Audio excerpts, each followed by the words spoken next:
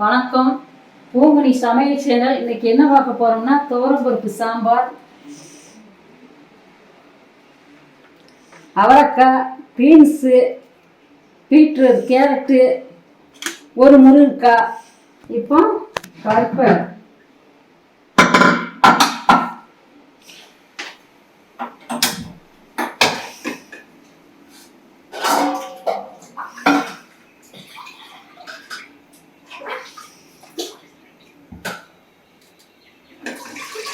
கழுவி வேக குக்கரில் வச்சுருவோம்.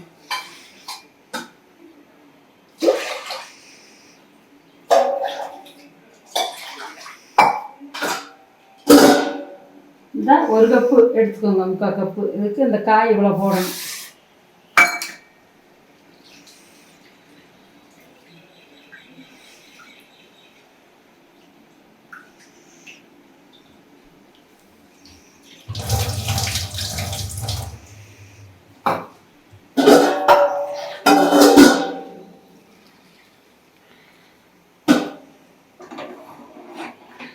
பருப்பை நல்லா கழுவி போடணும்.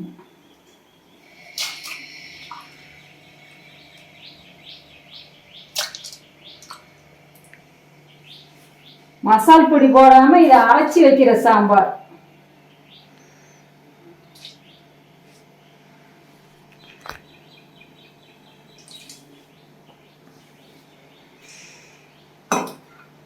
விசில் 3 விசில் போட வைப்போம்.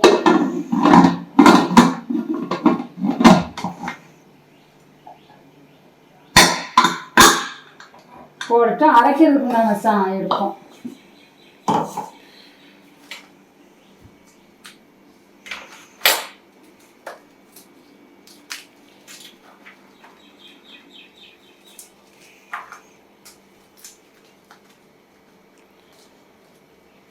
அஞ்சு வத்தல் எடுங்க.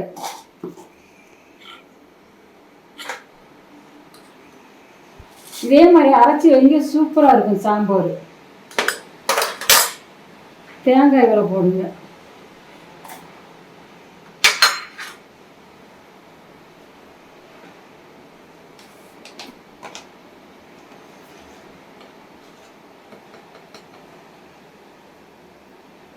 மஞ்சள் பொடி போட்டு மிக்சியில் அரைச்சி எடுத்துக்கிடுவோம்.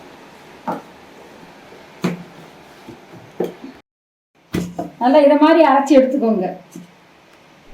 ஒன்று அரைச்சா நல்லா இருக்கும் சாம்பார். இப்படி அரைச்சி வச்சிங்கன்னா சூப்பராக இருக்கும். இப்போ காய்களை வெட்டிக்கிடுவோம். இந்த எடுத்து வச்சுருக்கல இந்த காய், இந்த வெங்காயம், தக்காளி 3 போடணும். இந்த 3 காய் கலந்து போடுங்க, நல்லாயிருக்கும். ஒரு முருங்கைக்காய் 1 காய் போட்டால் போதும்.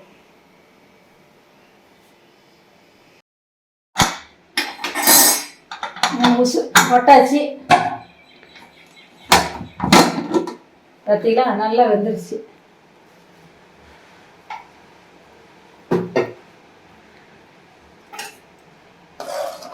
கூட 2 விசில் வச்சா பருப்பு குழஞ்சிரும். இந்த பதத்தில் இருக்கணும், அப்போ தான் நல்லா இருக்கும். பருப்பு உடையாமல் இருக்கணும். இப்போ அடுப்பை தாப்போம்.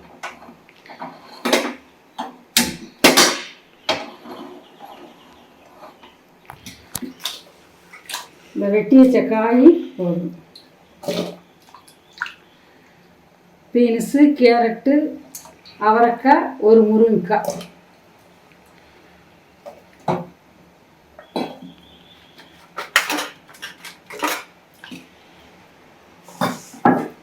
தக்காளி 3 தக்காளி எடுத்து வச்சிருக்கோம் பாருங்க.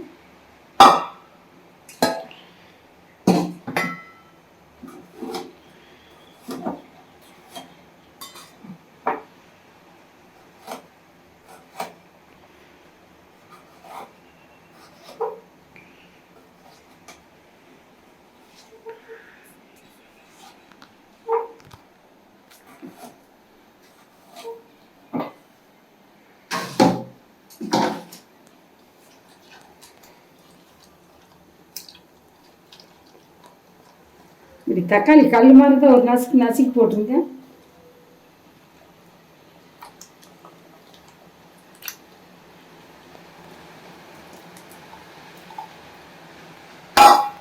உப்பு தேவையான அளவு உப்பு போட்டுக்கணும்.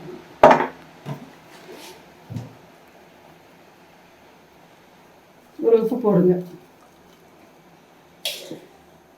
மசாலா அரைச்சி வச்சிருக்கோம்ல,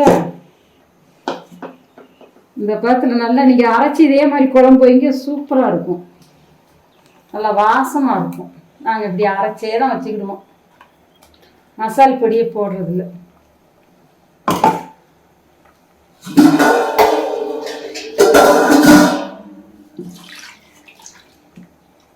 அதையெல்லாம் அம்மியில் அரைச்சி வைப்போம். இது அம்மியில் அரைச்ச மாதிரி தான் சாம்பார் சூப்பராக இருக்கும்.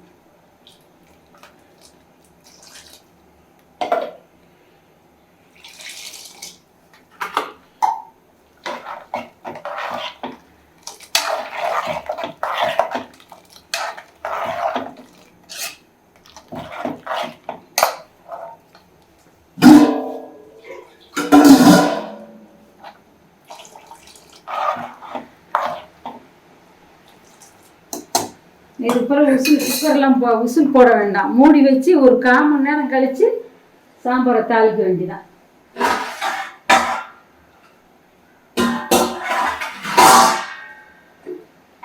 விசில் போட வேண்டாம், இதே சாம்பார் ஆயிரும். விசில் போட்டால் காயெல்லாம் குழஞ்சிரும், அவ்வளோ டேஸ்ட் கிடைக்காது.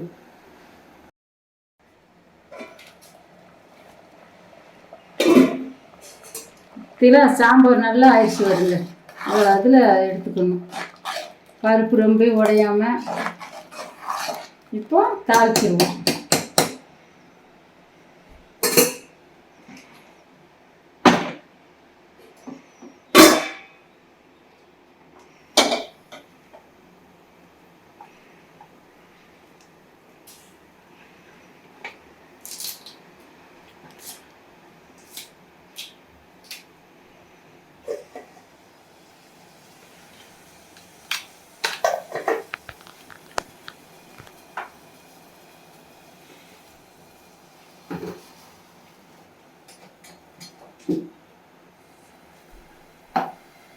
சட்டி காஞ்சிருச்சு.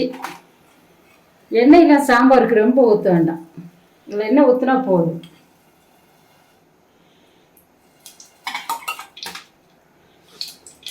வத்தல் 3 வத்தல் போடுங்க.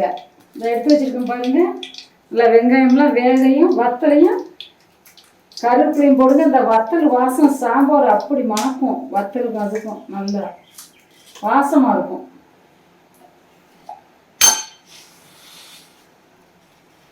சட்டி காயமும்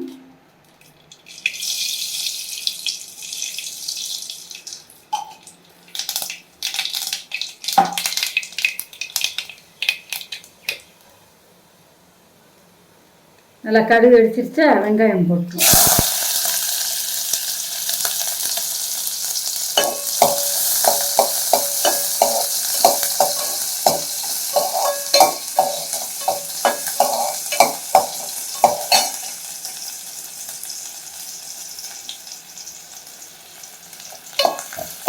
நல்லா சிவக்க வேக விடுங்க. தாளிக்கிறதுல தான் வாசமே சாம்பார் மணக்கும்.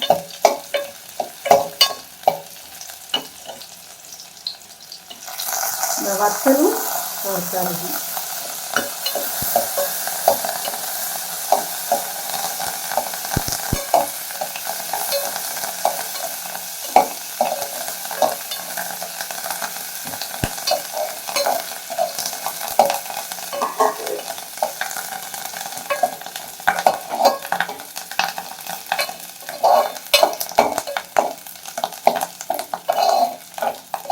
இதே பக்குவத்தில் நீங்கள் வச்சு சாப்பிடுங்க, சாம்பார் சூப்பராக இருக்கும். மிக்ஸியில் அடித்து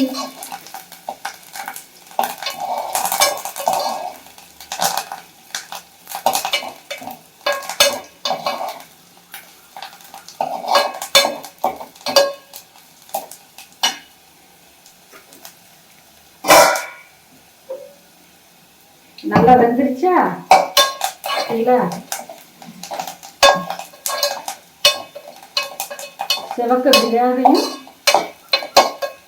இந்த சாம்பார் ஊற்றி ஸ்டவ் ஆஃப் பண்ணிடலாம்.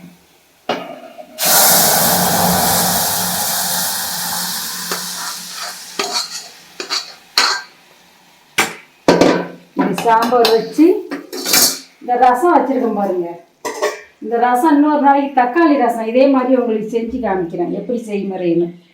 இந்த ரசமும் சாம்பாரும் தான் இன்றைக்கி எங்கள் வீட்டில் சாப்பாடு. அப்பளம் பொரிச்சிக்கலாம். இதே மாதிரியே செய்யுங்க, நல்லா சூப்பராக இருக்கும். சாப்பாடு வடித்து அப்பளம் பொரித்து சாப்பிடுங்க. இந்த வீடியோ பார்த்த அனைவருக்கும் நன்றி, வணக்கம். ஷேர் பண்ணுங்கள், லைக் பண்ணுங்கள்.